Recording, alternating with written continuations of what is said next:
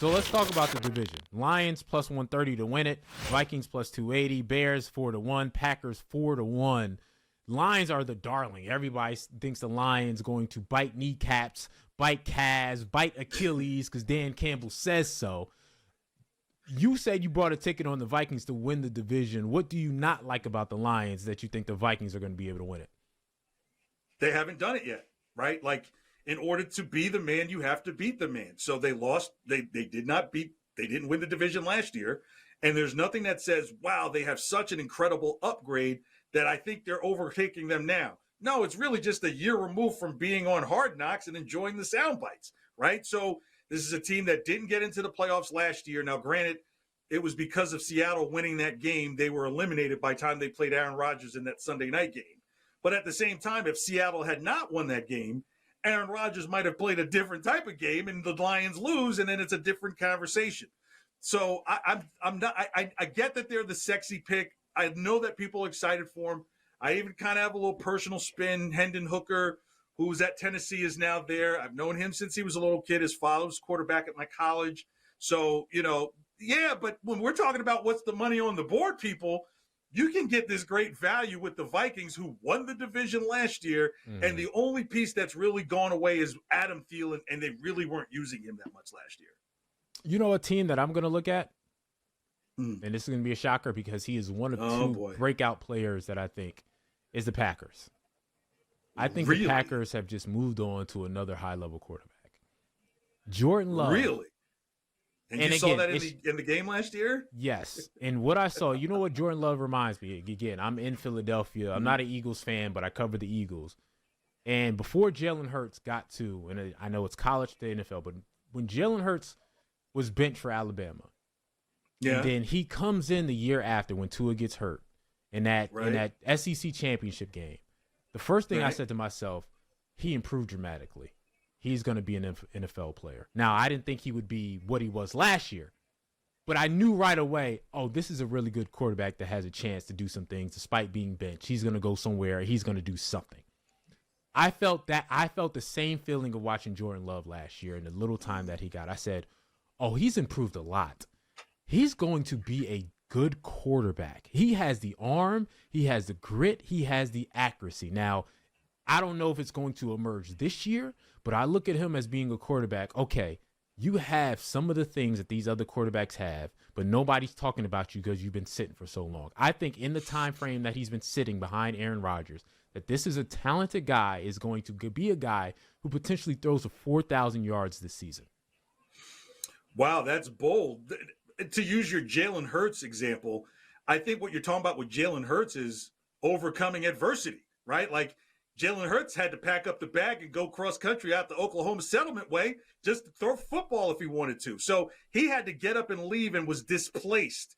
Jordan Love has not only not been displaced, some believe he was drafted too high. Like, what? You're taking him now? Different than Aaron Rodgers, who sat in the green room and was this great deal sitting in the 20s when they still had Brett Favre and the problems were just starting. That's why I don't think it's the same thing. But that's Jordan not Love, it was almost. That's not what I'm saying. I'm saying I knew. I think he was working behind the scenes that no one was seeing, and I saw the improvement from that aspect. So from one stalk of corn, you think the whole field's going to grow? Like, I'm not buying it yet, only because you don't know how a player really responds once they get into real game action. We're not talking about a Jordan Love who's wowed us in preseason when he's had chances to play.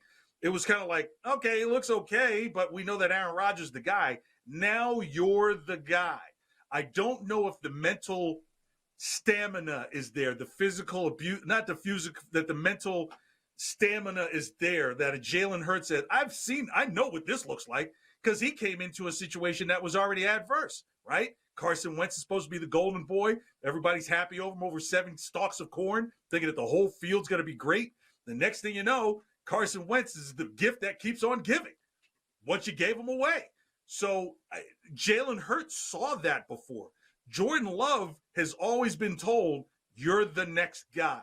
You're the next guy. Not you beat out this guy or this guy beat you out. You're the next guy. Like, honestly, if I was the Packers, I would have brought in some type of good quality veteran to kind of see if he could beat the veteran. But if that's not the case, I'd hate for him to find out that he can't do it when it's week 1. But here's then the next thing, week is week 2. I'm not judging it off of preseason. I'm judging it off a game where he came in last year where Aaron Rodgers was hurt. They had to go through on his shoulders on a team that was trying to make the playoffs, and Jordan Love came out ablazing. Now, that's why I'm comparing it to the Jalen Hurts. Being put in a situation where you stayed ready, and I saw the increase of talent. What about the game where he had the full week? Remember when Aaron Rodgers got suspended for the 1 week because of the comments he made? So Jordan Love was the quarterback in the installs and everything, all the first snap teams, and he got in there, folks there at the game, and stunk it up. Yeah. It's different when you have to come in and only throw for a couple of innings than if you've got to start the game. So if you've got to start the game, I don't know if you're mentally ready. It's another thing to come in and be like, okay, I'm coming in when the defense is already tired. I'm coming in against a defense that hasn't prepared for me to be in there. All those things change. The tape is all on him. I don't buy it, brother. But that's what you were talking about earlier about stinking, persevering, and getting better. That happened early in the year. He didn't tuck his tail in. He worked his butt off and then came back improved. And that's what I think the improvement came from. I said, whoa, this kid's a lot better than what he was. He stuck to it. He has whatever that thing is in you to say, I'm not going to just tuck my tail in. I'm going to keep running at it, and I'm going to do this thing. So, again, I know we're on opposite ends of the spectrum. And we'll see Jalen Hurts had to do it over several seasons. You know what I mean? Like, you're talking about over a week and a half with one guy. And Jordan loves several seasons of waiting and getting better and saying that nobody believes in me, so they're going to continue to sit me. So now this is his turn. I'm telling you, he's got the raw talent. I think he's going to do it. Listen, when Kirk Cousins is at a 1 o'clock game, he's Joe Montana.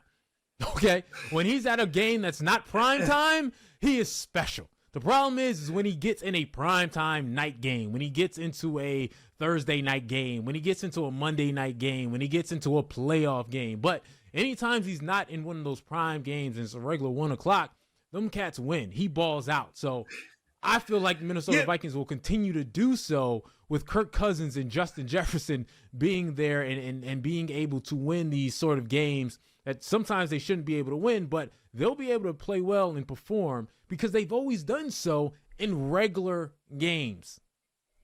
Yeah, but if you want to like kind of while I understand that narrative about Kirk Cousins, and I'm not going to say that it's not true, but I think like, okay, he won a game on Thanksgiving night last year. Like that's a holiday and a night, and it's later in the season. Granted, it's against the Patriots, but I guess the whole idea is that when the lights are brightest for Kirk Cousins, he fades.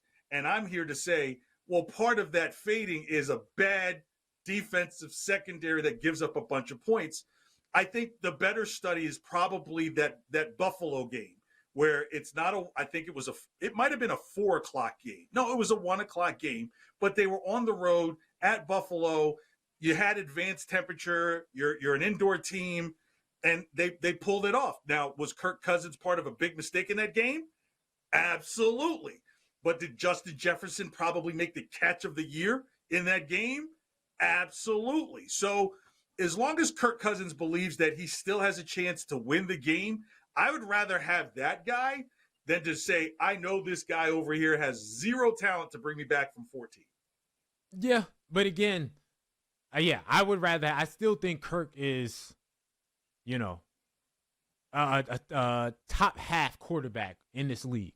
Right. I do believe he's that. Not elite.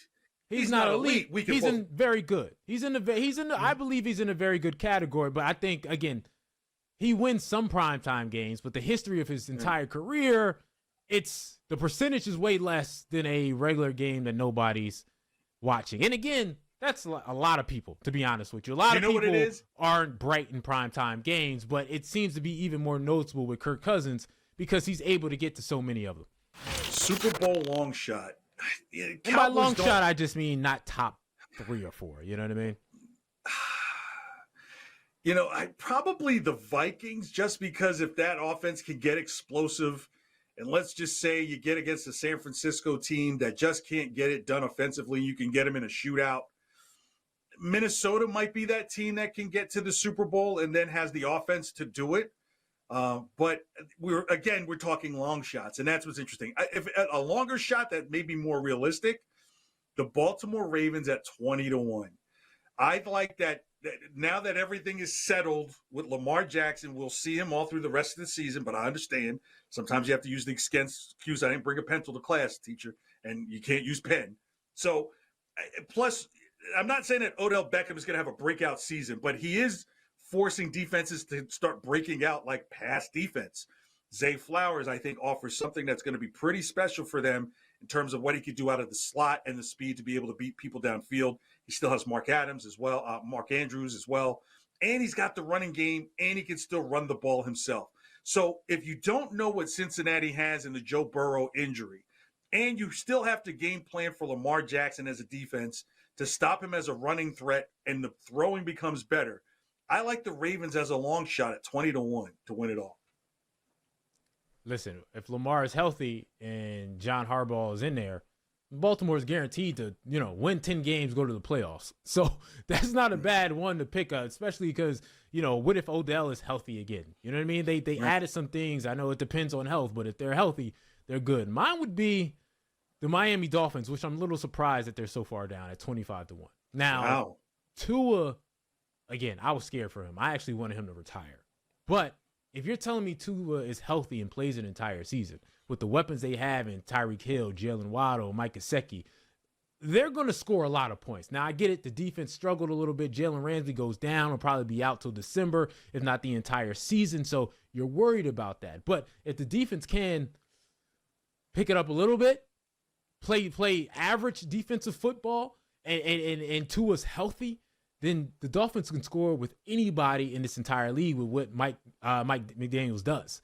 They can score. They can be creative. They can get it done offensively. Again, I know health is something that matters, and I know defense has to step it up with Jalen Ramsey out. But again, if those things hold up, they can score with and potentially play with anybody in the entire league. So again, some things have to bounce right. But at 25-1, I think that's a good bet to make out of the guys who are, the Kansas City Chiefs and the Cincinnati Bengals, the Miami Dolphins. Tua healthy is a Pro Bowl quarterback. And not Pro Bowl like the last couple years, 5-10 years where the Pro Bowl didn't mean anything. Right. Pro Bowl like we grew up on Pro Bowl. No, those are the top 3 quarterbacks. And he can be that if healthy and good. So I like the Miami Dolphins at 25-1, I think is a good bet.